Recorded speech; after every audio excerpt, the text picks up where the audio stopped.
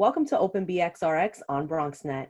I'm your host, Sonyi Lopez, inviting you to get social with us at BronxNet TV on Instagram and Twitter, and BronxNet Community Television on Facebook. Today is Election Day, Tuesday, November 3rd. Here to share some Election Day reminders and tips, help you learn how to vote safely in person or via absentee, and more are Crystal Joseph and Ashmi Chef from the League of Women Voters. Welcome. Thank you so much for joining us today, ladies. Thank you for Thank having you. us, Sonyi. Of course. So just for those who may not be familiar, can you give us a little bit of background on League of Women Voters and your mission? Sure.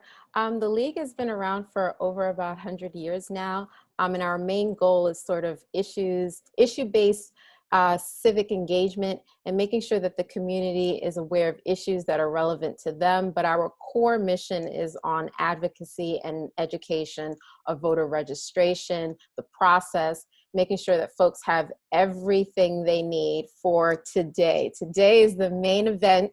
We want everyone to sort of vote, and this is what we're here for throughout the year. So even when it is not the election season, we are here training the population to know about the process of elections, what are some of the upcoming issues that will be on the ballot, and we really begin the conversation November 4th for preparation for the upcoming election cycle.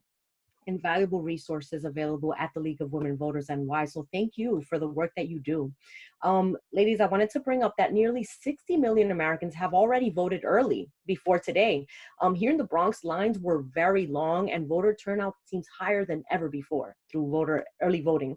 Can you tell us what League of Women Voters NY has observed throughout the process? Any challenges with turnout and the overall mood of folks voting early? I think the energy has been high from the public. I would say that most of the folks are excited about the process. This is the first election where early voting includes the presidency. We are seeing some challenges at the Board of Election just in terms of just support and what folks actually need. And we're actually taking account of those issues to make sure that we work through what they could potentially be and how to rectify those issues for further election cycles. But it's exciting to see people take advantage of these early voting days. It gives folks good options to make sure that we legitimize our democracy by turning out the vote in high numbers. That's what we want to see. Absolutely. Ashmi, did you want to chime in as well? Yeah, thank you. So in terms of early voting, I actually early voted at Madison Square Garden on October 24th, right when it opened. And I stood in line for about 4 hours. But while standing in line, what I found was a lot of optimism and hope. People were peacefully standing in line. The poll workers are really positive about the process. What I do think is a concern is, anytime voting polls are open until 9 p.m., but if you're in line, at 9 p.m. you can wait in line and still vote. And so I think that's where, thinking about the quality of health for poll workers and making sure that they have the resources that they need at those polling sites to really carry out this responsibility that, you're on your feet all day, you're talking to folks all day, you're trying to answer several different types of questions. So it's just, for me, when I was standing in line, thinking about poll workers and making sure that we have more than enough volunteers at the polls. Right. Absolutely a grave concern for poll workers. And it's a great tip to know that if you're standing in line for 4 hours, even if it hits 9 p.m., you can still wait. Yes, you can still wait to vote if you are in line. Yes. Thank you for that.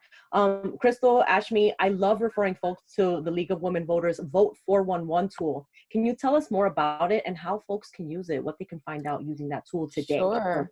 Vote 411 is our national repertoire. It's a sort of a database where folks can go in, input their local address, see what's on their ballot, find out information about how to request an absentee ballot, see all pertinent dates that are necessary for registration, election date, your poll site hours, and really see the breakdown of where your election day site is, your early voting site, and the distinctions of the 2 hours of operation.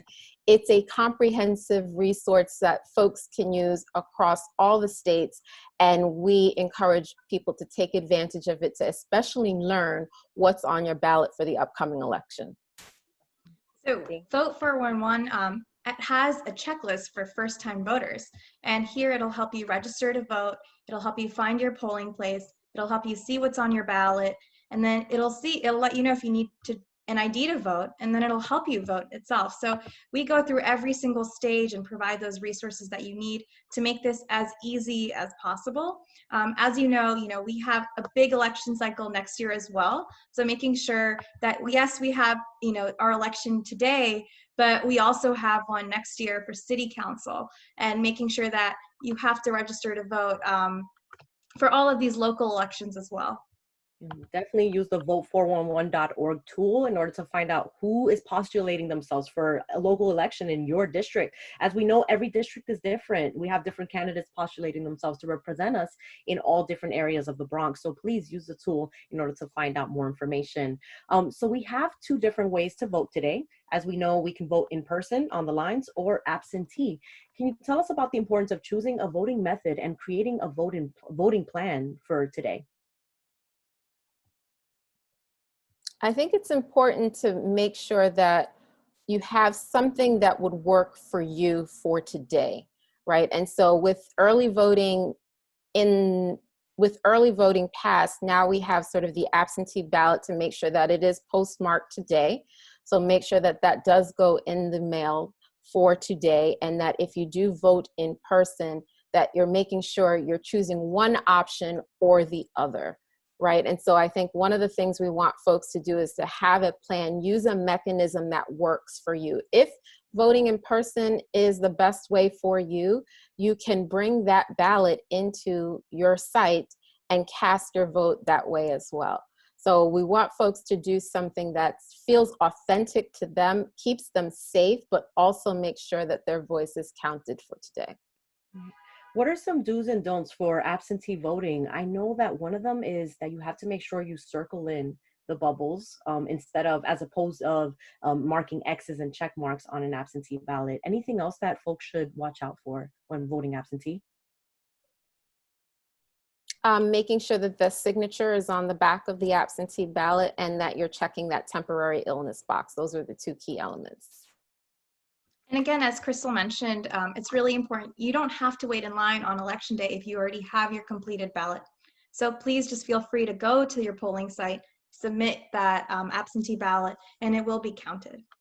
Thank you both. Before we go, can we just emphasize the importance of exercising your right to vote today, especially in the Bronx, just motivating and riling up viewers to get out and vote today? I think most of the time people often dwell too much on my vote doesn't count or it doesn't matter for me, but we don't explicitly say that we have a right to vote. But what we want to do is the more people who come out to the polls, it legitimizes the process for everyone to be counted.